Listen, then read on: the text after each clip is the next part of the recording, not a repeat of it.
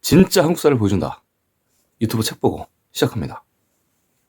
오늘은 한국의 역사 중 가장 연구가 안 된 고려사 원문을 들고 나왔습니다. 자, 이 고려사는 조선시대 때 쓰여졌고 원문이 존재합니다. 여러분, 한 왕조의 기록은 그 왕조가 망한 후 그 왕조를 계승한 그 다음 왕조 때 기록이 되기 마련입니다. 고구려 백제 신라가 망하고 고구려의 뒤를 이었던 왕건의 고려, 그 시대에 삼국사기가 편찬이 됩니다. 자, 고려사는 고려가 멸망한 후 조선시대 고려를 쿠데타로 무너뜨리고 고려의 왕가를 그토록 무참히 사륙했던 조선시대에 쓰여지게 되는데요. 이 조선시대 성군이라고 일컫는 세종대왕 때 고려사를 집필하라 명령을 내렸지만 그 내용이 마음에 들지 않으셨는지 세종시대 때는 고려사가 완성이 되지 못합니다. 여러 명의 역사학자들, 사관들이 달라붙어서 약 60년 만에 문종 때, 세종의 다음 때죠. 문종 때 고려사가 완성이 됩니다. 자, 이 고려사의 비밀, 저와 함께 여러분 같이 보실 건데요. 이 고려사는 안타깝게도 원본이, 조선시대 원본이 완질로 남아있는데도 2020년, 그러니까 지금으로부터 약 3년 전인가요? 그때 비로소 국보도 아니고 보물로 지정이 되었습니다. 여러분이 다 아시던 천년의 역사가 담겨져 있는 전무후무한 우리의 역사서 삼국사기조차 2018년에 가까스로 국보 지정이 되었습니다. 현재 한국 친일 역사관을 답습하고 있는 이 한국사에서는 삼국사기는 위서다, 고려사는 연구가 다 됐다, 혹은 연구할 가치가 없다면서 삼국사기와 고려사를 외면하고 있습니다. 자, 그렇다면 제가 그 수많은 삼국사기의 400개가 넘는 지역명들을 현재 중국의 동부와 한반도에서 밝혀낸 것처럼 지금 고려사에는 어떤 내용이 숨겨져 있는지 오늘 한번 정확하게 여러분들에게 보여드리도록 하겠습니다. 자, 이 책은 북역 고려사입니다. 지금은 절판이 되어 있는데요. 6.25 전쟁 후에 북한에서 벌써 고려사를 번역을 해냈습니다. 자, 북한은 고조선의 뒤를 계승했다고 해서 북조선이라고 얘기를 하고 있죠. 이성계의 조선이 아니라 고조선을 계승했다고 얘기를 하고 있습니다. 북한에서 먼저 펴낸 북역 고려사, 과연 어떻게 해석이 되어 있고 어떤 비밀이 담겨 있는지 한번 나름 자주적으로 해석한 이 번역본 같이 보도록 하시겠습니다. 고전연구실에서 이렇게 쓰고 있습니다. 총 139권으로 엮어진 고려사의 내용은 고려 왕조를 전복시킨 이성계의 조선시대였고 초기였고요. 자, 이시조선의 건국을 합법화하는 방향에서 또는 존중하는 사상에 부합되도록 이 고려사를 편찬하였다. 그렇기 때문에 명나라의 사대하는 사대주의적 정신으로 말미암아 엄연한 역사적 사실을 왜곡하였으나 완전히 진실을 엄폐할 수는 없었다. 이렇게 앞에 서문에 얘기하고 있습니다. 자, 그렇다면 이제 고려사의 실질, 고려사 원문의 구성에 대해서 살펴보도록 하겠습니다. 자, 고려사는 앞에 이제 고려사를 어떤 식으로 서술을 했는지 서문이 나오고요. 그 다음에 이제 태조실록, 그러니까 왕건이죠. 왕건, 그 다음에 태조, 해종, 정종, 광종 이렇게 묘호로 쭉 나옵니다. 그래서 마지막 여러분이 잘 아시는 우왕, 청왕, 그 다음에 공양왕 이런 식으로 끝나게 되죠. 고려사의 처음 기록 원문부터 제가 간단하게 주요한 부분을 말씀을 드리도록 할 거예요. 자, 처음에 이제 고려사를 올리는 전문, 왕에게 이제 고려사를 이런 식으로 올리겠다 해서 이제 내용들이 나와 있죠. 자, 큰 내용은 고려사는 모두 총 139권입니다. 원본이 현재 한국에 남아있는데 국보로 지정이 안 돼 있어요. 보물로도 3년 전에 보물로 지정됐습니다. 자, 연구 자체가 아예 안 됐다는 얘기입니다. 요약본과 논문으로만 돌려막기 하고 있다는 얘기예요. 지금 한국사 기술이 일제시대 정립된 조선사 편수에서 정립된 그 이름 그대로 사용되고 있다는 얘기입니다.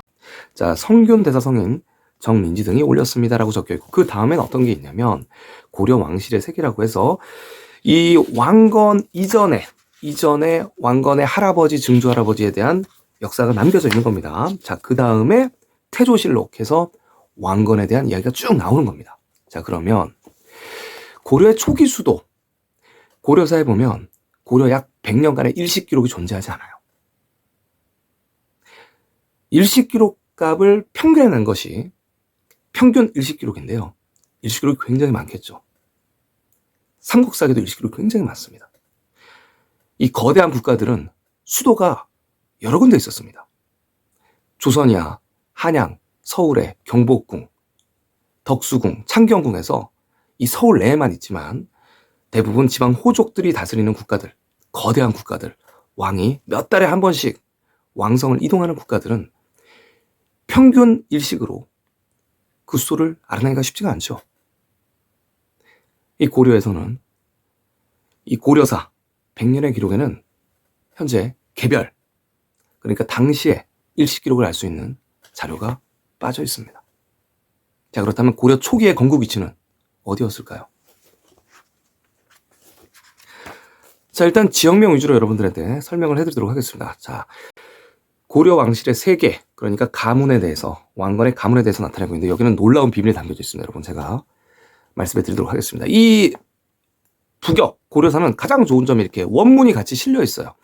해석이 북한이라고 또 완벽하게 해석을 하지 못했습니다. 북한 역시 일제시대가 끝난 후에 지식인들이 많이 처형당했죠. 이 지식인이라는 건 과거에 있었던 일, 그 다음에 현재 벌어지는 상태를 알고 할 말을 하는 사람들입니다. 다 모두 처형당했기 때문에 남아있는 학자들이 모여서 이 고려사를 번역을 했기 때문에 완벽하지 않은 내용들이 있습니다. 제가 그래서 이런 원문을 보면서 번역본이랑 말씀을 해드리도록 할게요. 자, 여기 고려 왕실의 조상은 역사 기록이 없어서 미상하다. 자, 이건 조선시대에 쓰여진 원본 고려사의 내용이에요. 여기서부터는요, 여러분. 자, 고려의 왕실, 그러니까 왕건 할아버지, 증조 할아버지, 고조 할아버지의 기록들이 참 미상하다는 얘기입니다.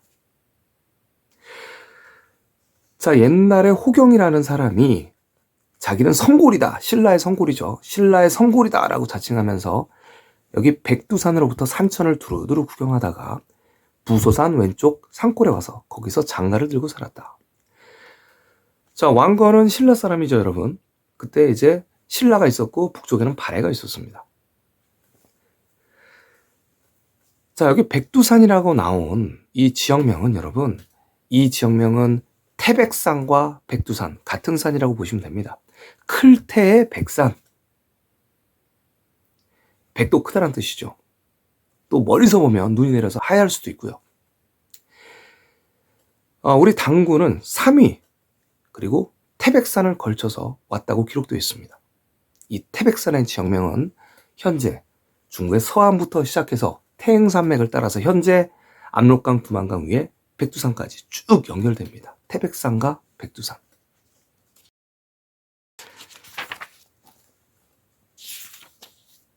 자, 여기에 이런 기록이 있습니다. 당나라 왕 숙종이 아직 즉위하기 전 어렸을 때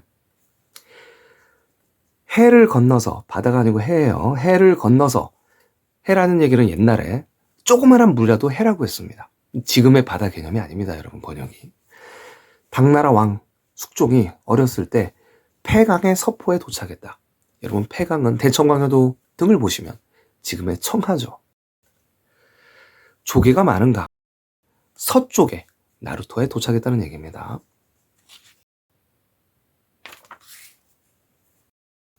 자, 편령 강목에는 이런 얘기가 있다고 합니다. 자, 당나라 왕 선종이 나이가 13살 때, 자, 무종이 즉위를 하게 되니까 도망갔다는 얘기죠. 선종이 일찍이 광왕이 되었는데, 자, 이 내용은 무슨 내용이냐면, 여러분, 왕건, 고려 왕건이 등장하기 이전에 어떤 일이 발생하는지를 설명하고 있는 내용이에요. 자, 편령강목에는 당나라 선종이 일찍이 광왕이 되었는데, 이 광왕은 광주의 왕이죠. 왕이란 얘기는 그 동네의 황제가 아닌 왕이란 얘기는 그 지역을 다스리는 그냥 번왕이라고 보시면 됩니다. 당나라 선종 일찍이 광주의 광왕이 되었는데 이 광군은 곧 양주의 속국이다. 자, 양주의 속군이다. 양주는 어디냐면 양자강이 흐르는 곳이 양주입니다. 자, 염관현은 항저우의 소견이다. 항저우는 양저우 근처에 있죠. 자, 당나라 선종이 해를 따라서 광왕이 되었다는 얘기를 하고 있습니다. 자, 선종은 당시에 당나라에서 도망간 선종은 당시에 신변의 위험을 느끼는 처지였는데 유람한다는 구실 아래 배를 타고 해를 건너서 왔다는 것이다. 네, 양자강을 건너서 왔다는 것을 알 수 있죠. 자, 당나라 숙종 때에는 말이죠. 알록산에 난이 일어나서 낙양이든 서안이든 불바다가 되었죠. 사천성으로 도망을 간 때였습니다. 당나라 왕이. 자, 선종이 피난했다. 이래서 이제 숙종과 선종에 대한 얘기가 나오고 있습니다. 자, 고려가 이제 원나라, 몽고의 침을 받았을 때 충선왕이 그 왕이 다음과 같이 물었습니다. 자, 고려의 충선왕이요. 당신의 조상은 당나라 숙종 황제에서 태어났다고 얘기를 하는데, 자, 야, 숙종이라는 사람이 당시 알록산의 난으로 사천성에 피난 가고 있었는데 어느 시절에 조선까지 와가지고 자식을 두었겠습니까? 자, 고조선을 얘기하고 있습니다. 고조선의 땅에 가서 자식을 두었겠습니까? 그랬더니 이제 고려의 충선왕이 부끄러운지 숙종이 아니고 선종이 아니었을까요? 선종은 왜냐면 광왕이 되었으니까요. 라고 변명을 했다고 기록에 남겨져 있다고 합니다.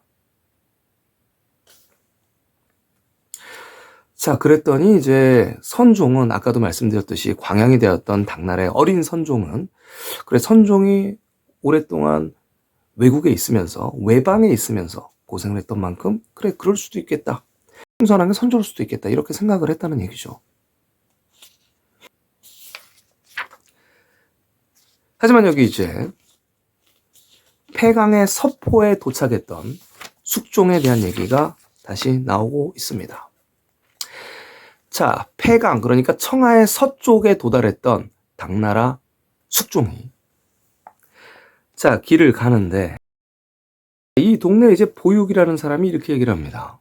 이 보육이라는 사람이 이 숙종이 이제 어떤 귀한 사람인 줄 알고 이제 중국이라고 해석을 여기 이제 중화라고 해석을 해야 됩니다. 중국이 아니고 원문에는 중화죠. 중화의 굉장히 귀한 인물인 줄 알고 잘 보살펴줬고요.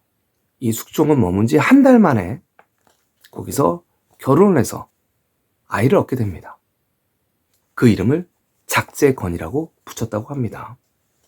자, 여기 뭐라고 나오냐면 이제 신라의 당시 신라 시대니까요. 신라의 이제 김양정이 이제 당나라 사신으로 이제 당나라 땅에 들어가고 있는데요.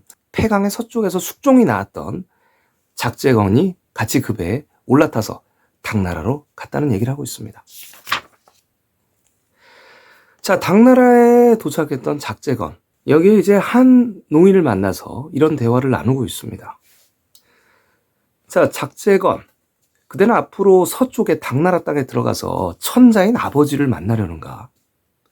아니면 동쪽으로 돌아가서 어머니를 모시려고 하는가? 라고 했더니 작제건이 하는 말이 나의 소원은 동방의 왕이 되는 것이오. 중국 동쪽의 왕이 되는 곳이오. 라고 말을 했다고 합니다. 그랬더니 그 할아버지는 이 동방의 왕이 되려면 건자가 붙은 이름으로 자손까지 3대를 거쳐야 한다. 라고 기록이 되어 있습니다. 자, 그렇다면 건립할 건자를 쓰는 왕이 된 왕건. 자, 3대를 걸쳐야지 너는 동방의 왕이 된다. 라고 왕건의 지금 가계도를 얘기를 하고 있는 중입니다. 저는 여러분, 이 사천성에 있다는 왕건의 묘가 태저왕건, 그러니까 고려의 태저왕건의 묘라고 생각하고 있지 않습니다만, 자, 여기 기록에 건자가 붙은 이름으로 3대를 거쳐야지 비로소 동방의 왕이 된다라고 기록이 되고 있죠. 자, 그렇다면 한번 생각해 볼 필요가 있다. 이렇게 생각하고 있습니다. 자, 그래서 이제 작제건이 말이죠. 이제 해를 타는 거죠. 해를 타고 쭉 이제 동쪽으로 움직이는데요. 자, 말하면서 이제 계주, 정주, 염주, 백주, 강화, 교동, 하음의 세계현 사람들을 데리고 와서 그를 위해서 영안성을 쌓고 궁시를 건축하여 주었다. 자, 굉장히 중요한 기록입니다. 자, 작재건이라는 인물이, 이 인물은 왕건이 아닙니다. 작재건이라는 인물이 강화에 도착을 했다. 자, 화라는 지역, 강이 흐르는 지역, 지금의 현재 산동반도라고 천하고금 대총 편람도에 정확히 명기되어 있고 그 지역명은 다 화라고 적혀 있고 이곳은 바로 강화의 왕성이 있던 곳입니다. 또한 영안성, 등주에 있는 영안성이죠. 이미 책보고 대용지도에 모두 현재 있는 지역명을 그대로 표기를 해놓았습니다. 자, 이 사람들을 데리고 궁시를 쌓고 건축하였다. 이렇게 나오고 있습니다. 자, 영안성 굉장히 중요하죠. 자, 이 작재건은요, 늙었을 때 이제 불경을 읽다가 네 아들을 낳았는데요. 자, 이 아들 중에 한 명이 세조다. 세조라 하면 태조 왕건의 바로 아빠가 되겠습니다, 여러분. 자, 작재건의 네 아들 중에 한 명이 세조다. 자, 세조는 송악산인데요. 송악은 이제 소나무가 있고 골짜기가 있는 곳은 무조건 송악산이고요. 이 송악에 관련된 지역명이 굉장히 많습니다, 중국 대륙에. 자, 송악산 옛집에 들어가다 살다가, 자, 그 터가 이제 영경궁, 봉원정 터이다. 자, 영경궁의 위치를 제가 현재 표기해 두었습니다. 현재 중국에 실존하는 지역명입니다. 영경. 자, 뭐라고 얘기를 했냐면 이 땅의 지맥은 북쪽의 백두산, 또 나오죠, 여러분. 태백산, 백두산. 자, 백두산의 목간으로부터 내려와서 이 땅은 백두산 아래에 있으면서부터 너는 아들을 낳을 것이니 그에게 왕건이라는 이름을 지어라. 자, 지금 이 작재건부터 시작해서 작재건의 아들, 그 다음에 그 아들인 태조 왕건이 이런 식으로 태어났다. 이런 계보로 태어났다 설명을 하고 있죠.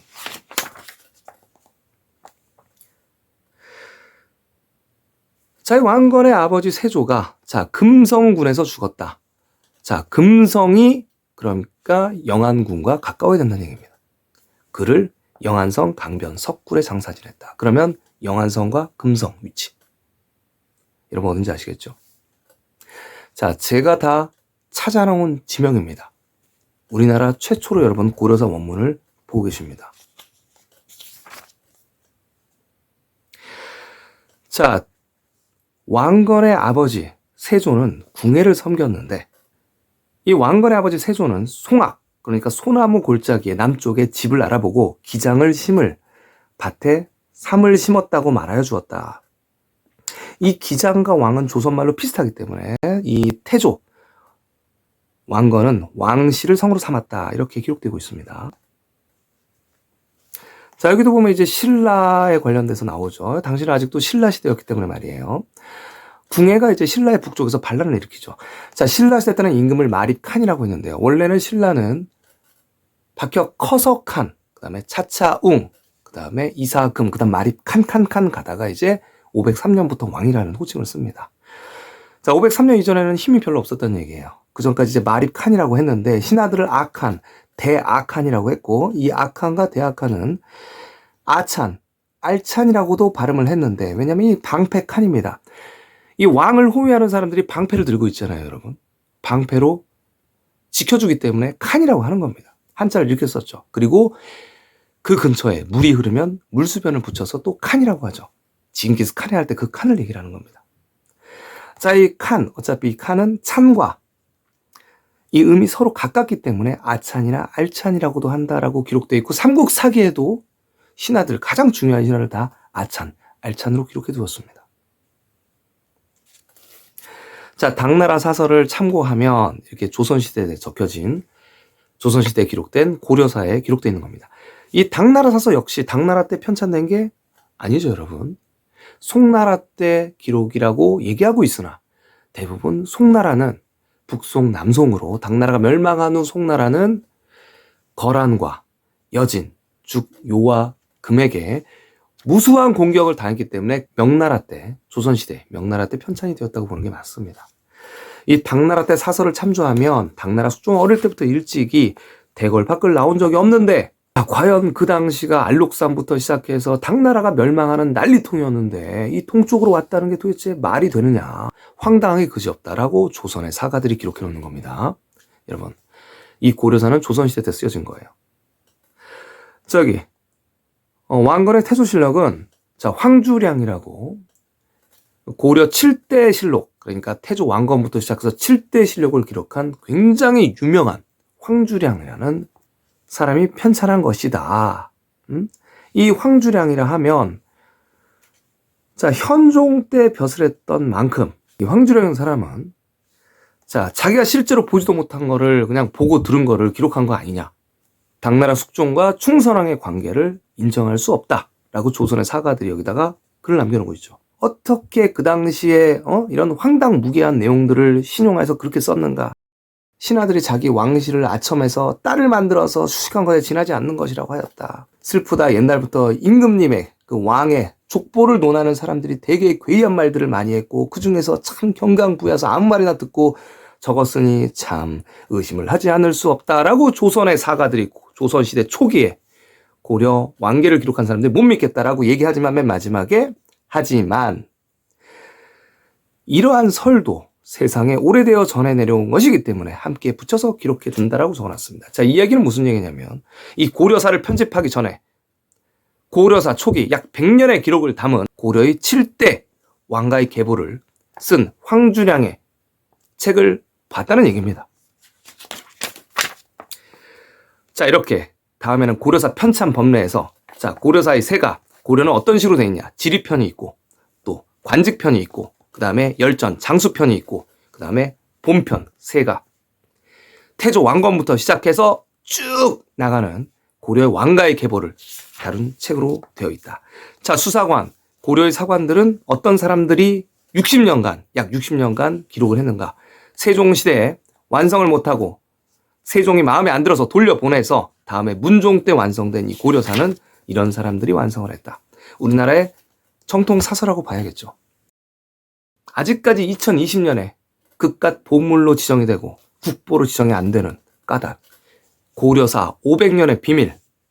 과연 이는 무엇일까요? 고려 태조 왕건 실록이 드디어 여기에 많은 부분에 할애되면서 나옵니다. 오늘 여러분, 이 태조 왕건 실록 제가 중요한 부분만 보여드리도록 하겠습니다. 이 고려사에는 지역명이 청주가 많이 등장합니다. 아까도 말씀드렸죠. 고려 7대 실록 황주량이라는 사관이 기록한 7대 실록을 보고 적었습니다. 이 고려사는 7명의 황제라고 하겠습니다. 이 황제 이후의 기록과 황주량이 기록했다는 이 7대 실록을 보고 쓴 내용이 확연하게 지역면에서 차이가 납니다. 이 청주라는 지역, 물수벽이 없는 청주, 중국에 딱 하나입니다. 청도, 칭다오가 있는 곳. 그곳에만 나타나는 청자예요. 한국의 충청도의 청자는 물수변이 붙는단 말이에요. 청주가 나옵니다. 7대 실록까지 청이 나와요. 삼국사기에는 이 청자 위에 풀초변이 들어갑니다. 장모가 나올 때나 이 청이 나와요. 청해진 대사할 때만. 그렇다면 고려사에 나오는 이 청주는 어디겠어요? 중국의 동부 한반도까지 신라와 발해의 땅이었다는 걸 분명히 지명으로 입증해주고 있습니다. 보시겠어요? 여기 보면 이제 태조 왕건은 수군을 거느리고 서해, 이 해는 지금으로 얘기하면 강을 얘기한다고 제가 분명히 말씀드렸어요. 사마천 사기부터 시작해서 예전 고서에 보면 모두 해는 지금으로 우리가 보는 바다가 아니에요. 서쪽 해로부터 물로부터 광주까지 금성을 공격해서 이를 함락시키고 이를 나주로 고치고 군사를 두어 수비하게 하였다. 삼국사 기록과 똑같죠. 광주, 금성, 나주가 나오고 있습니다. 양주가 나오고 있고요. 양주는 양산. 궁예가 왕건에게 명령하여 자기 장수를 구원하게 하였고 견훤과 전쟁을 했다는 얘기죠. 아까 왕건이 변방을 안정시키고 국경을 개척을 했다. 그랬더니 궁예가 그를 벼슬을 주었는데 알찬이었다. 아까 알찬, 칸, 알찬 말씀드렸죠. 칸이다. 자, 궁예가 태조에게 명령을 해서 상주를 공격했다. 자, 여러분, 상주를 공격했고요. 태조는 견훤과 여러 번 싸워서 이겼다. 왕건을 얘기합니다. 왕건은 견훤과 여러 번 싸워서 이겼다. 상주에서.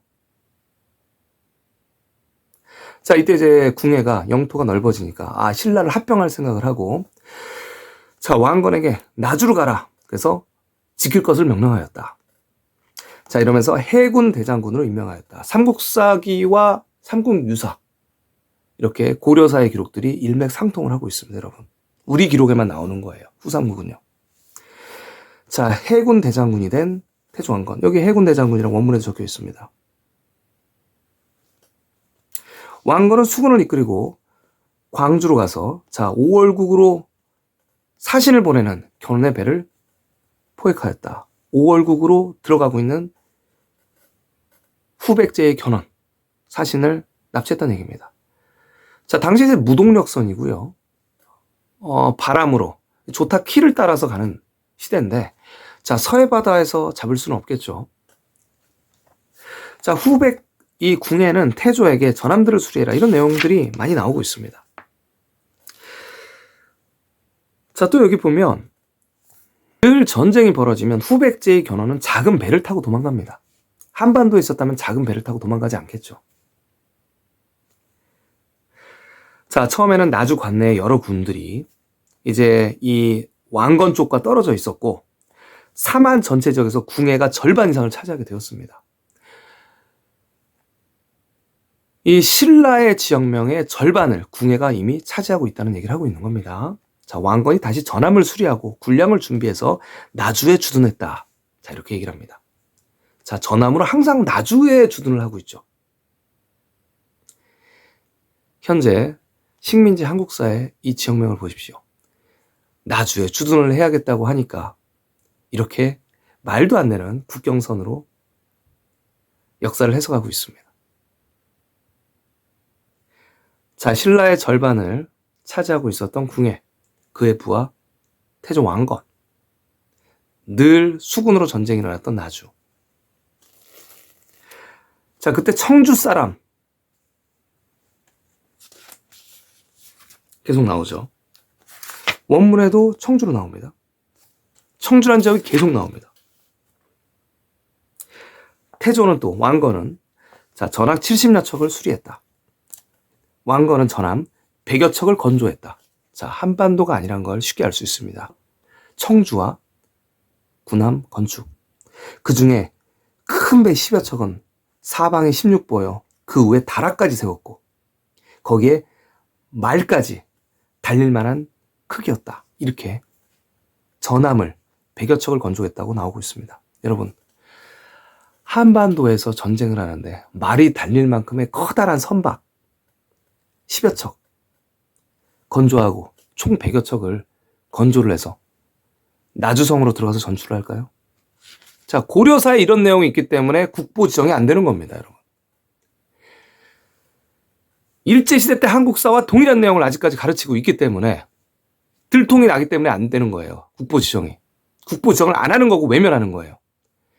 담당 역사학과 교수들이 대학원생들, 대학생들에게 고려사를 못 보게, 원문을 못 보게 하고 있는 겁니다. 자, 왕건은 군사 3,000명을 이끌고 나주로 가서 이제 후백제의 견훤과 전투를 하죠. 자, 왕건의 나이 30살 때 꿈을 꿨는데 9층의 금탁이 해중에 물 가운데 서 있었다. 자, 9층 하면 여러분 신라의 황룡사 9층 목탑처럼 9층 목탑이, 그러니까 9층 탑이, 금탑이 물 가운데 서 있었다. 이런 꿈을 꿨다는 얘기죠. 자, 그리고 왕건이 그 위에 딱 올라가서 있었다. 이런 얘기를 하고 있습니다. 이 왕건이 이제 왕이 된다라는 그런 이야기를 암시하고 있는 거죠. 자, 여기 이제 중국 상인 왕창근이라고 나와 있는데 원문을 본 말이죠. 원문을 쉽게 볼 수가 있죠. 당입니다. 그러니까 이렇게 번역을 하면 안 된다는 얘기예요. 이거 북한도 마찬가지입니다. 이 지식인들이 많이 죽었기 때문에 인식이 없기 때문에 번역은 했지만 이 중국이 아니고 당이라고 번역을 했어야 되죠. 당상인 왕창근이 왔는데 자, 우리 여러 기록들을 보면 삼국 사기부터 시작해서 중국어로 번역을 하는 게 굉장히 많습니다. 이거는 이제 현재 중국 공산당 1949년 6.25 바로 전이죠. 전에 건국한 중국의 프레임이에요. 원래 중국이라는 국가명은 존재하지가 않습니다. 뭐 당나라, 수나라, 뭐 송나라 이런 식으로 불러야죠. 자, 중국이라는 국명은 존재하지 않는다. 자, 이름을 다 바꿔야 됩니다. 그래서 당상인 왕창근이 이런 얘기를 하고 있죠. 만났다. 자, 그럼 이제 이런 내용도 있습니다. 왕건은 앞으로 왕이 될 기상이 있는데 계림을 점령하고, 그러니까 지금 현재 신라는 계림에 있다는 얘기예요. 계림을 점령하고 이제 닭이 운 곳이죠.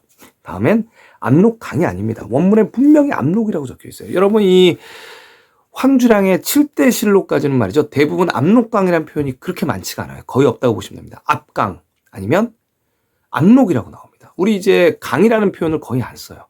여러분 강이라는 표현은 옛날 고대부터 강하면 무조건 양자강이었고요. 하하면 무조건 황하였습니다. 그래서 압록이라는 표현을 많이 쓴다는 얘기예요. 압록은 어디죠? 청하죠. 오리가 많이 사는 곳.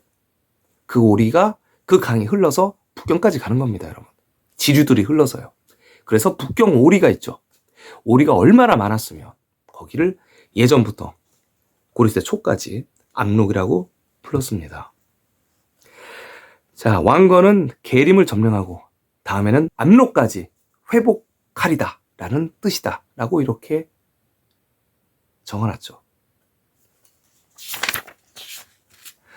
자, 청주 사람 계속해서 물수변이 없는 청주, 대륙의 청주 이야기가 계속 나옵니다.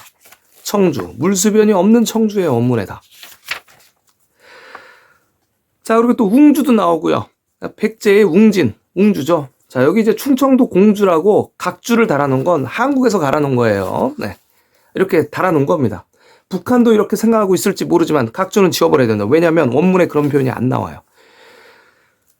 자, 그래서 곰나루터. 자, 그 다음에 운주가 나오죠. 자, 이런 각주를 제외하고 봐야 됩니다, 여러분.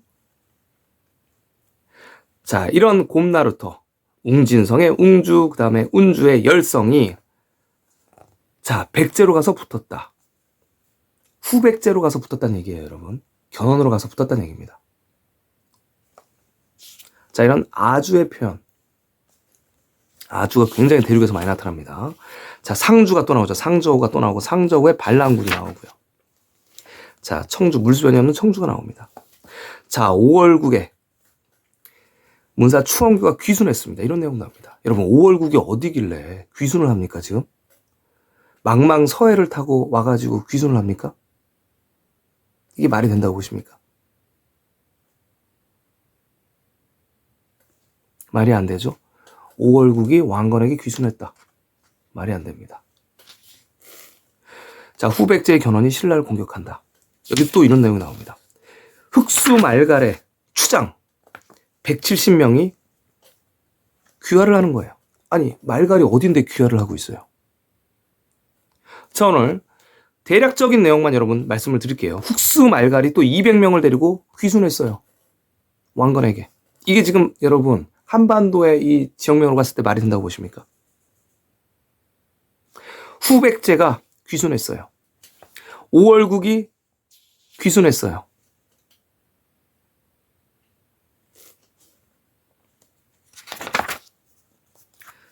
자, 발해가 귀순합니다. 발해가 귀순합니다. 해군 장군이 계속 나옵니다.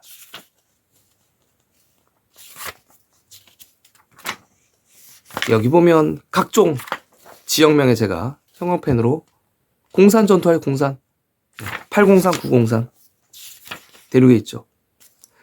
자, 성산, 네, 미리 쉽게 찾았습니다. 폐강. 이제 각주로 또 대동강이라고 했는데 원문에 그런 내용이 없어요. 네. 폐강지수라고 나옵니다. 여러분, 강의 물 말이 안 되죠, 여러분. 폐강이 따로 있는 거예요. 청하입니다. 청하의 물.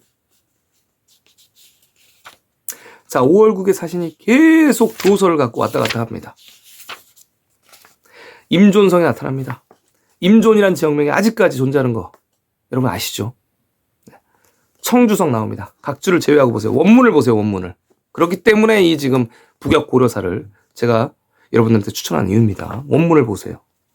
바랫사람이 귀순합니다. 바랫사람이 귀순합니다. 청주가 나옵니다. 대륙에. 양산이 나옵니다. 양자강에.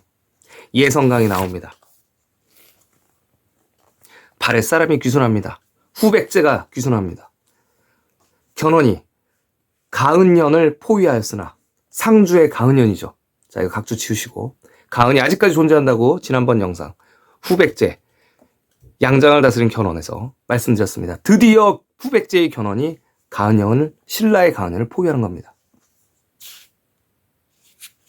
견훤이 석산에 주둔하고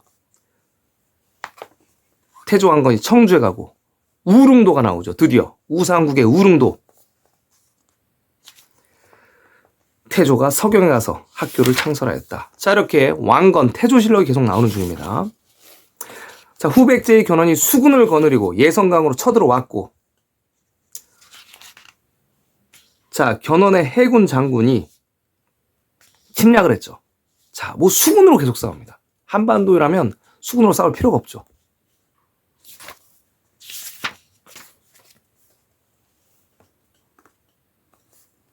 자, 이렇게 번역이 다른 것들이 굉장히 많아요. 예. 여기 보면 이제 이런 것도 나옵니다. 장회라고 나옵니다. 장회. 장이 어디예요? 긴 회수죠. 자, 회수가 나온다는 얘기예요, 지금. 예, 원문에. 회수가 어디예요, 여러분? 양자강 바로 위가 회수 아닙니까?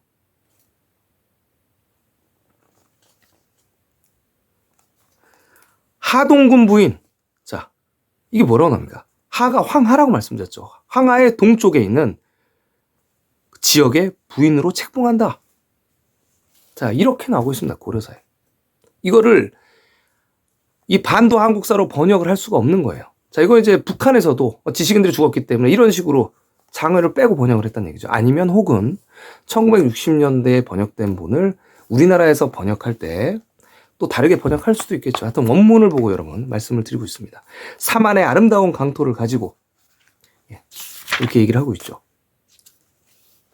자, 제가 오늘은 이 태조 왕건에 대한 기본적인 이 고려사에 대한 기본적인 것들을 좀 말씀해 드리고 있는 거예요. 자, 발해국이 귀순했다. 발해국이 귀순했다. 금산사에 이제 견훤이 드디어 들어가게 되죠. 양주를 시급으로 받고 태조 왕건이 서경으로 가서 황주와 해주를 두루두루 순찰하였다. 자, 해주가 어디겠어요, 여러분? 해주는 이런 곳에 있습니다.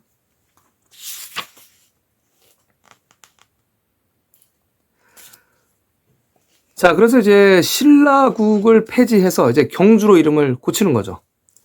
신라의 마지막 왕에게 이제 주어서 여기서 먹고 살아라. 그래서 이제 계림, 그 지역을, 신라의 수도 지역을 경주로 이름을 붙이게 된 겁니다. 자, 천안이 나오고요. 지금 양장에 있죠. 일선이 나옵니다.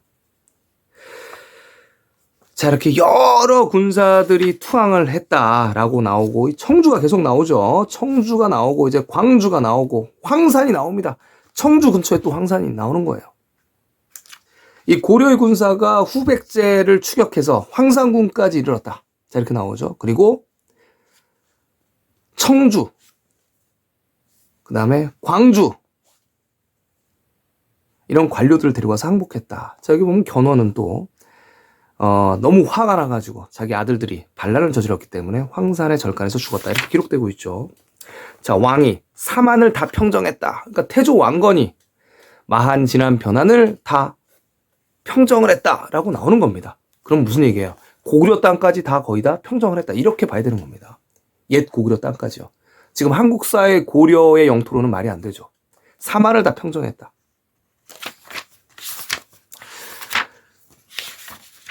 자, 거란, 요는 우매한 나라로서 풍속과 언어가 다르니 그들의 의관제도를 아예 본받지 말라. 이 거란이 이제 요 나라가 되는 겁니다.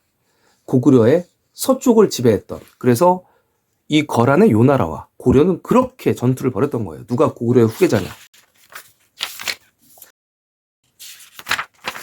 여러분 네이버 스토어 등에서 이제 구글이라든가 판매하고 드리고 있죠.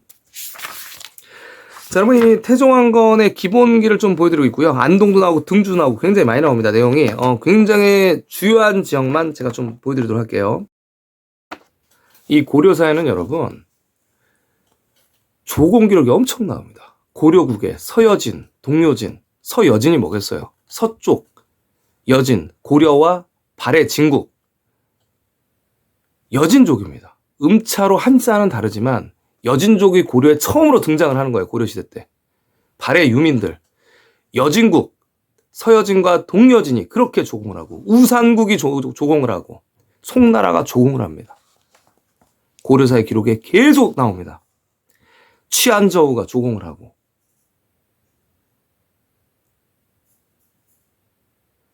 오월국이 그렇게 조서를 보냅니다. 자, 한번 빼도 박도 못하는 고려 대륙의 위치를 제가 말씀을 드릴게요. 자, 선종실록, 고려의 선종실록에 뭐라고 나오냐면 요 나라, 즉 거란족과 우리 대신, 고려의 대신 서희가 담판을 하죠, 여러분. 담판을 합니다. 자, 소소령, 거란족의 소소령과 담판을 하는데 여기 나오죠. 자, 고려의 서희가 담판을 해서 그래, 양쪽의 경계를 딱 맞고 이제 드디어 우리가 여진, 그러니까 여진족의 침입을 막아주겠다, 우리가. 그러니까 여기서 국경을 나누자. 그래서 이 거란족과 고려가 양쪽 경계를 딱 분리한다는 얘기입니다. 그러면서 각자 모든 성들을 구축하는 겁니다. 거란과 고려. 그래서 하공진이라는 신하를 압록강이 아니고요. 원문에 압록이라고 나옵니다. 오리가 많이 사는 곳. 청하, 폐강, 황하의 지류입니다. 압록강 구당사라는 직책을 줘서 압문에 파견했다. 압문관, 오직 중대륙에 하나예요. 압문관 하면 태행산맥 그 압문관입니다. 오대산 주변의 압문관이에요. 거란, 요나라와 그쪽 출입을 할 수 있는 압문관에 파견을 해서 낮에는 동쪽 강의 지류를 감시하고 밤이 되면 이 압문관 근처에 안에 성으로 들어가서 자면서 그곳을 지켰다는 내용입니다. 여기가 지금. 고려시대 초기 지금 압문관을 고려의 영토로 가지고 있었다는 얘기예요. 지금. 여러분, 고려 초기 고려 영토 여러분 아시겠죠? 한반도까지 또 하나를 또 보여드리도록 하겠습니다. 여러분, 이 고려사 맨 마지막에 열전에 보시면 장수편이 나와요. 장수편에 뭐라고 나오냐면 고려사 122, 열전 35 이렇게 나옵니다. 이 고려는 조선과 다르게 한양에만 왕성이 뭐 경복궁, 경희군, 창경군, 덕숭이 있는 게 아니라 고려는 왕성이 3개라고 나오죠. 무조건 3개입니다. 여기 보면. 도선의 비기에 따르면 고려는 늘 3개의 서울이 있다. 개경이 있고 서쪽에는 서경이 있고 남경이 있던 거예요. 그래서 이 개경을 때에 따라 동경이라고 부르기도 했습니다. 지금 한국사비전은 신라의 동경을 고려의 동경으로 부르고 있죠. 신라도 굉장히 컸던 나라고 한반도에 동경을 뒀던 나라고 고려도 강성했던 나라예요. 그렇다고 왕이 개경, 서경, 남경을 왔다 갔다 계속 움직이느냐, 그게 아니란 얘기예요. 여러분, 호족들이 다스리고 가끔 행사하는 겁니다. 그래서 여기 뭐라고 나오냐면 이렇게 나오죠. 도선의 비계는 고령에는 삼경이 있는데 송악을 중심으로 중경이 있고 그 다음에 남경이 있고 그 다음에 예전 고구려의 평양을 서경으로 했다. 평양도 여러 겁니다. 아시겠죠, 여러분? 그래서 4개월은 중경에서 지내고, 그러니까 개경에서 지내고, 또 4개월은 남경에서 지내고, 4개월은 서경에서 지내면 주변에 36개국들이 와서 조경을 할 것이다. 여러분, 남경으로 수도를 옮겨 주시옵소서. 폐하! 현재 고려 남경을 우리 식민지 한국사 학회에서는 서울로 보고 있습니다.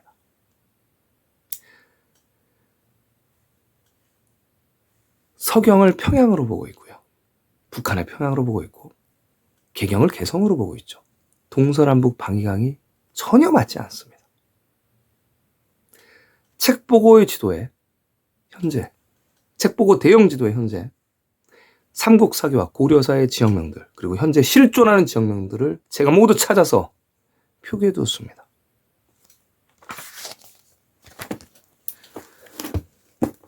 자, 오늘 기본적으로 태조실록을 모두 읽어드리지 않았습니다, 여러분. 이제 차츰 태조실록부터 여러분의 댓글, 응원에 따라서 올려드릴까 합니다. 아직까지 원본이 남아있는데도 보물로 지정된, 또한 연구가 전혀 이루어지지 않고 있는 고려사. 제가 오늘 분명히 고려시대 건국의 위치, 그 다음에 영안성, 안문관, 남경, 36개, 조공, 황주량의 7대 실록까지 기록되어 있는 청주의 그 한자, 그 글자를 우리나라 최초로 여러분들에게 보여드렸습니다. 추후에 여러분의 댓글 반응과 응원을 보고 또 고려사 원문을 자세하게 본격적으로 읽어드리는 시간을 갖도록 하겠습니다. 감사합니다. 책 보고 있습니다.